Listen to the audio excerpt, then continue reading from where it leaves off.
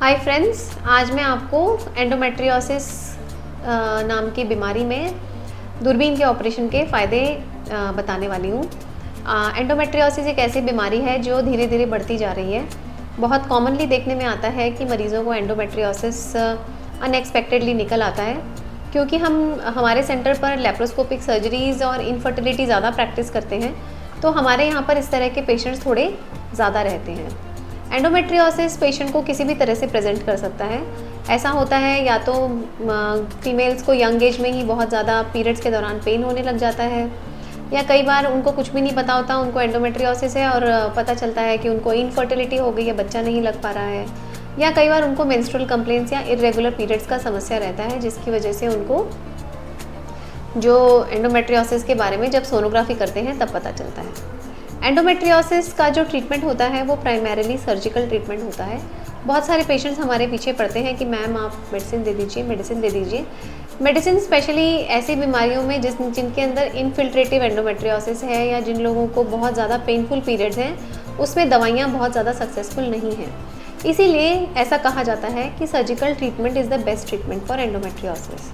अब जो पेशेंट्स होते हैं, जो स्पेशली यंगर ग्रुप वाले पेशेंट्स होते हैं जिनको पेन बहुत ज़्यादा रहता है, तो उनमें पेशेंट्स कई बार हमारे पास आते हैं जिसमें उन्होंने बहुत बार एंडोमेट्रियोसिस के लिए बहुत सारा मेडिकल ट्रीटमेंट करवाया हुआ होता है, और फिर पेशेंट्स मेडिकल ट्रीटमेंट ले लेके थक जाते हैं, इधर उधर घूमते रहते हैं और फाइनली फिर हमारे पास सर्जरी के लिए आते हैं। तो सर्जरी में ज़्यादातर पेशेंट्स को रिकरेंस रेट जो होती है वो लेस देन 10% रहती है, और पेशेंट को 90% पेन रिलीफ हो जाता है, उनका पेन अच्छा हो जाता है।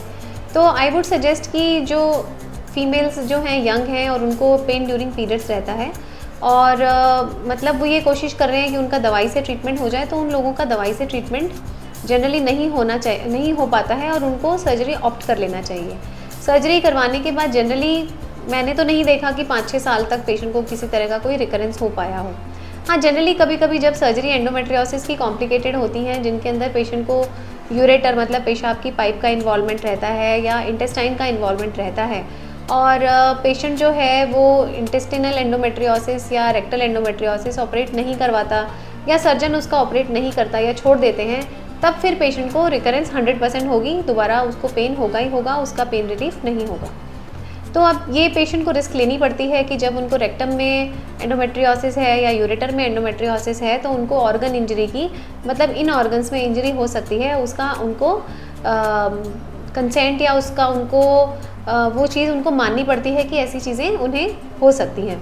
अब ये सब जो गट इंटेस्टिनल एंडोमेट्रियोसिस है या यूरेट्रिक एंडोमेट्रियोसिस है, इस तरह की जो सर्जरीज होती हैं वो टीम में की जाती हैं, और उस टीम के अंदर यूरोलॉजिस्ट और गैस्ट्रो सर्जन भी इन्वॉल्व होते हैं। इन सभी के साथ मिलकर ही इस तरह की कॉम्प्लेक्स सर्जरीज करी जाती हैं। तो ऐसा नहीं है कि क्योर संभव नहीं है और पेशेंट को हमेशा ऐसे पेन में परेशान ही रहना पड़ेगा, बट लेकिन पेशेंट को जो सर्जरी की कॉम्प्लेक्सिटीज़ हैं वो एक्सेप्ट करनी पड़ेंगी, और उसके बाद ही डॉक्टर्स कंफर्टेबल होकर सर्जरीज कर पाएंगे। And definitely it is a team approach. अकेला आदमी इन सब चीज़ों को हैंडल नहीं कर सकता, तो गैस्ट्रो सर्जन और यूरो सर्जन का इन्वॉल्वमेंट इस तरह के सर्जरीज में होता है। एंड ज़्यादातर केसेस जो होते हैं वो लैप्रोस्कोपिकली रिजॉल्व हो जाते हैं। अगर इस तरह की कोई प्रॉब्लम भी आती है यूरेट्रिक एंडोमेट्रियोसिस की या रेक्टल एंडोमेट्रियोसिस की, तो वो पेशेंट्स को भी लैप्रोस्कोपिकली ऑपरेट करा जा सकता है और सक्सेस रेट अच्छा होता है। बट हाँ, डेफिनेटली बिकॉज इतनी कॉम्प्लेक्स सर्जरीज होती हैं तो कॉम्प्लिकेशंस के चांसेस ज़्यादा होते हैं, तो पेशेंट को वो कॉम्प्लिकेशन रेट एक्सेप्ट करना होता है, तभी हम पेशेंट को कंप्लीट क्योर या complete removal of the disease करके दे सकते हैं। Thank you.